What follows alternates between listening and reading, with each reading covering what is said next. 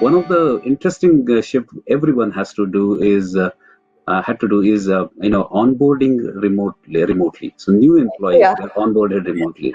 So now I have maybe 20 people on my team who I'm yet to meet, but they are absolutely known entities, and now they work really well, and they are absolutely integrated as part of the team. But onboarding them is a challenge, and we had to create new processes, right from providing laptops to training them on the job, from new employee orientation point of view. So overall, how do we shift the same experience that we had to a virtual experience? I think that is the change in environmental shift that we had to make, and we worked on that. But the mental model shift was the more critical, in my opinion. So how do you provide a positive working environment? How do you keep the positive spirit for the team? How do you help them work on customer experiences that are not yet defined well, because you need to kind of move fast on those? How do you take care of global locations? For example, in India, we had to make sure that everybody has internet at home and that it works well. In some locations, we had to also think about, like, morning time may not be the right time for employees to come online and work, because they had to take care of kids, all setting up the home, and having some time till like 10 a.m. in the morning before they can actually meaningfully join the work. So you need to start thinking about that. We started thinking about how you can have breaks in between, so that you don't have back-to-back meetings. How do you get into no meeting Fridays? So those kind of adjustments we had to do.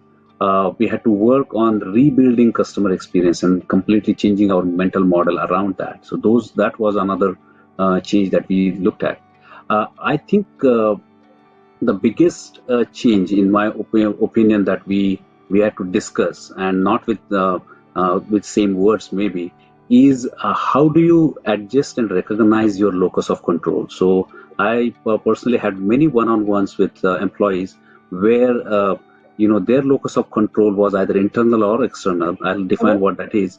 And still they were struggling. So a locus of control is degree to which you think you have control over the output of any situation, right? And those who are probably blessed with internal locus of control, they kind of think that they have control over the situation, and they know what actions they need to take. Those who are blessed with external control of locus, they depend on external stimuli to kind of find their balance, and both are right. But what I observed is every person in this challenging environment was struggling to find their locus of control, and also recognizing and acting on it. So, adjusting to that reality where every person might need different support was another change that we had to work on. Uh, One of the things we all need to recognize, that we are still in phase one of this change. There is a lot to happen. The environment around us is going to continue to change. The way we work is going to evolve in 2021 and beyond. So being ready for that is absolutely important. So my action to the listeners right now, if you want to kind of move beyond this point, is try and understand what is your locus of control and how you kind of leverage that for your well-being. There is a book called Captivate. You can read that. But also, recognize that you are struggling, and your team members are also struggling. So talk it out loud.